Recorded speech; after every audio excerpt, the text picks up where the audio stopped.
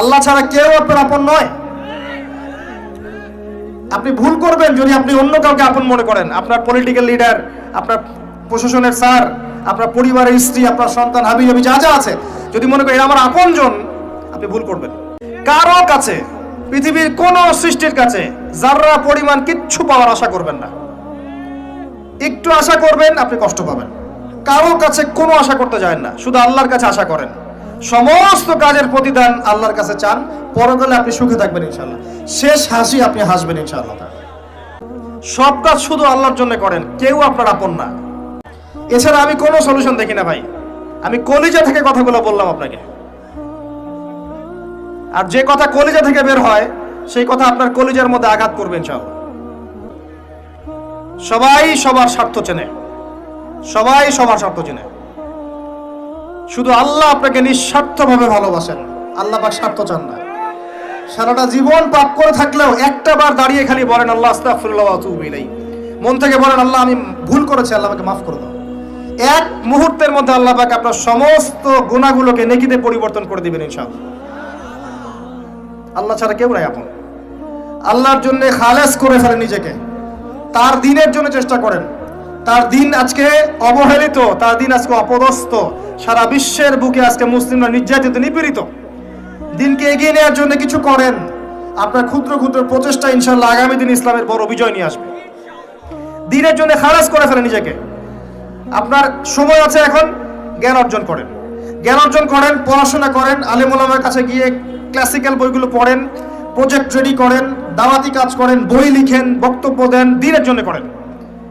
আপনাকে আপনার দুনিয়া আল্লাহ গুছিয়ে দিবেন ইনশাআল্লাহ।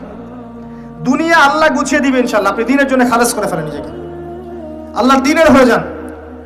এবং দুনিয়া যে কাজগুলো করবেন শুধু আল্লাহ সন্তুষ্টির জন্য করবেন, কারো কাছে কিচ্ছু পাওয়ার আশা করবেন না। দেখবেন ইনশাআল্লাহ আপনি সুখে থাকবেন। একটা পর্যায়ে গিয়ে ইব্রাহিম আলাইহিস সালামকে তার বাবাকে ছেড়ে চলে যেতে হলো। একটা পর্যায়ে গিয়ে আসহাবুল কাহফকে সমাজ থেকে চলে যেতে হলো দূরে। একটা পর্যায়ে গিয়ে মুহাম্মদ সাল্লাল্লাহু আলাইহি ওয়াসাল্লামকে হিজরত করে চলে যেতে হলো। একটা পর্যায়ে গিয়ে নূহ আলাইহিস সালামকে বলতে হয়েছে রব্বি আন্নী মাগলুবুন ফান্তাসির। আল্লাহ 950 বছর দাওয়াত দিলাম, মানুষ কথা শোনে না, মানুষ শোনেই না। 950 বছর দাওয়াত দিলাম, আল্লাহ আমার পরিবারের লোকও কথা শোনে না।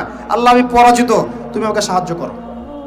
একটা পর্যায়ে গিয়ে লূত আলাইহিস সালামকেও তার স্ত্রী সন্তান ছেড়ে চলে যেতে হলো, সাথে কেউ ছিল না। আল্লাহর জন্য ভালোবাসা, আল্লাহর জন্যই বিচ্ছেদ। ইতিহাস তাদেরকে ভুলে যায় নাই। তো একটা পর্যায়ে গিয়ে মানুষ যখন আর পারে না, তখন প্রয়োজনে একা আল্লাহকে নিয়ে থাকতে হয়। এটাই আল্লাহ পাকের মারিফতের সর্বোচ্চ লেভেল।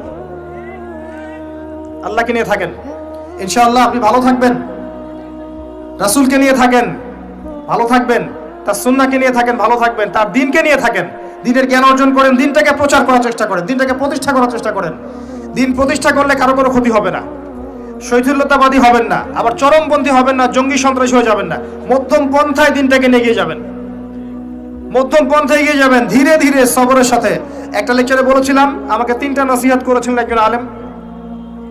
বলেছিলেন প্রথমে জ্ঞান অর্জন করো, 1, 2, তারপরে তুমি ধৈর্য ধরা শিখো, আর 3 সাহসী হও।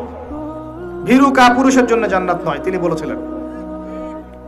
অতএব এভাবে চিন্তা করলে আপনি ইনশাআল্লাহ দুনিয়াতে ঠকবেন না, বা দুনিয়াতে ঠকলেও পরকালে আপনি জিতবেন ইনশাআল্লাহ তাআলা। পরকালে আল্লাহ পাক আপনার প্রতিটা কষ্টের প্রতিদান দিবেন ইনশাআল্লাহ আযজা ওয়া জাল। আসুন আমরা সবাই যার যার জায়গা থেকে আল্লাহর হয়ে যাই, আল্লাহর জন্য নিজেকে খালেস করে দিই। আর আল্লাহর ভালোবাসা পেতে চাইলে তার রাসূলকে তার রাসূলের আনুগত্য করতে হবে, তার সুন্নাহ মাফিক চলতে হবে।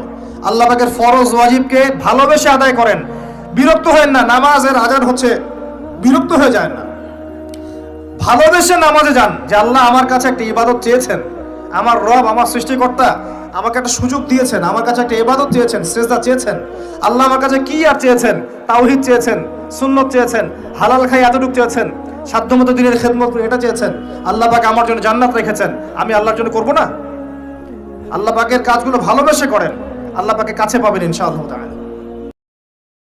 দেখবেন যদি আপনি আল্লাহর হয়ে যান, আপনি মনে মনে কিছু চাইবেন, হাত উঠিয়ে চাওয়ার আগে আপনার সামনে আল্লাহ পাক সেটা হাজির করে দিবেন ইনশাআল্লাহ।